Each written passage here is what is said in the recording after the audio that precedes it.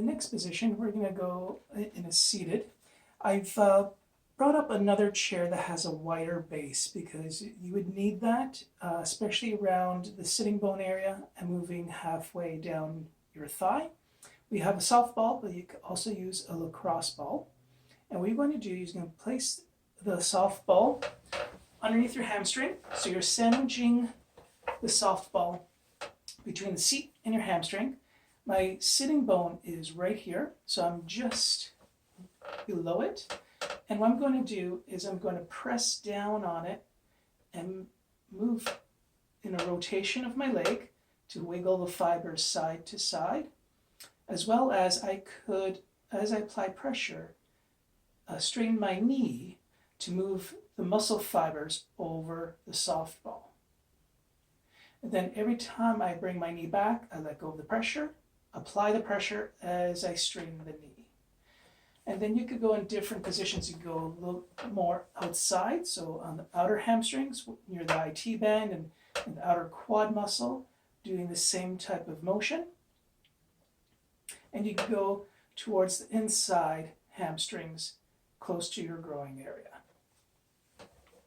And then reposition it further down.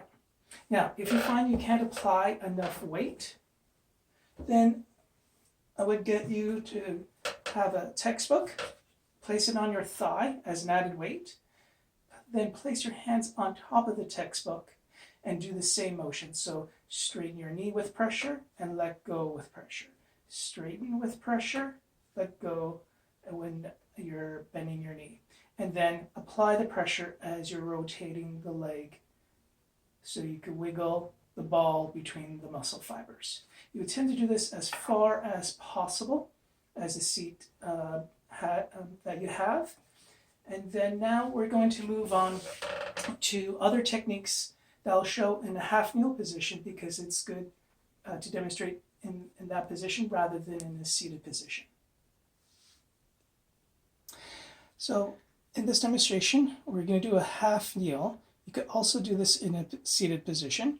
So you could use a stick, a rolling pin to do a general massage on the hamstrings. And you could treat it on the inside hamstrings, the midline, and the outer part. So this is the rolling pin.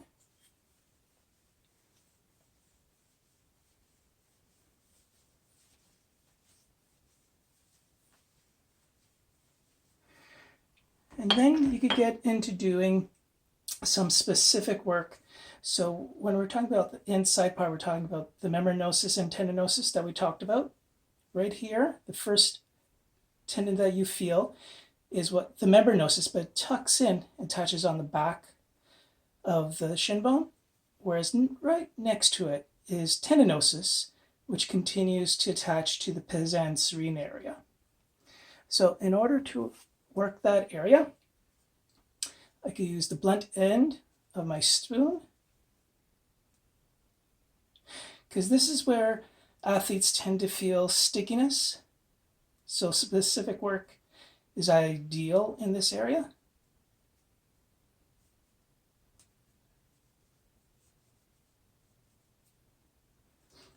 And then you could also get into doing even the butt end of the knife.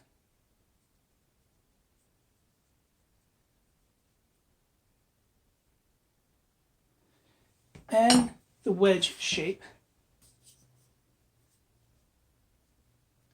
And this can be done all the way up towards your sitting bone.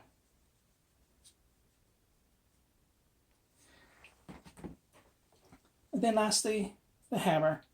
So you could place the hammer in this position, place my hand on the back end of the hammer to apply the pressure and lift up along with my hand that's on the handle. I press into the muscle fiber and move it side to side, forward and back, side to side, forward and back. And then just continue with that throughout the muscle. And lastly, in this position, you can use your fingers, very similar to the wedge shape of the spoon.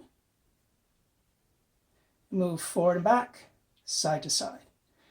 Forward and back, side to side. Forward and back, side to side. And then, with both of your fingers in this position, you go in between the two tendons. So you got the medial tendons or the inside tendons and the outside tendons. Once you feel both sets, you move your fingers to the midline, and then you could go into forward and back, side to side. Forward and back, side to side. Forward and back, side to side. As far up as you can go towards your sitting bone. Now I'll switch legs so you can see how it looks on the outer part. Now on the outer side of the hamstrings, we have the biceps femoris tendon coming down and attaching to the outer shin bone here, because there's two bones in your shin area. So this one attaches to the outer bone right here. Now, to treat those areas, you do similar to what I did on the inner side of the leg. So I'm not going to show in depth as the other side, but you could use, again, the blunt instrument as well as the wedge shape. So with a blunt instrument, I'm going between biceps femoris and the outer quad muscle, as well as the TFL. So TFL is right here, outer quad muscle there, biceps femoris here. So that's your landmark. So I'm using the blunt end.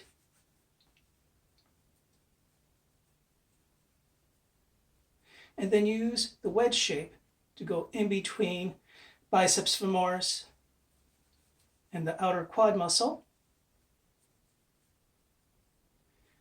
And then while I'm here, you could go between the IT band, outer quad muscle. As you move down towards the tennis area, you'll get more of the IT band here and biceps femoris here. Go right in between that area. Again, to decrease the stickiness that an athlete may feel. And then you could go right into the fibers of biceps femoris, going up and down, side to side, as well as using the blunt end. With a hammer, same as before, I place the head of the hammer onto the biceps, have my other hand on the back, and then my other hand is on the handle of the hammer. I press up into the muscle, move forward and back, side to side. Forward and back, side to side. So you reposition it. You would move in these positions about 5 times or so, and then reposition to another area. And then lastly, when you get into the ischial tuberosity, which is located right here, that's your sitting bone. You can still use the blunt end just below your sitting bone. And then the wedge shape.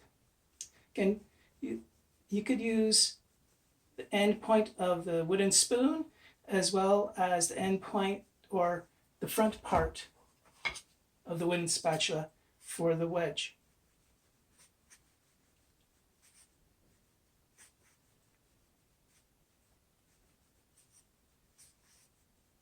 Like so. Now we'll move on to the other position.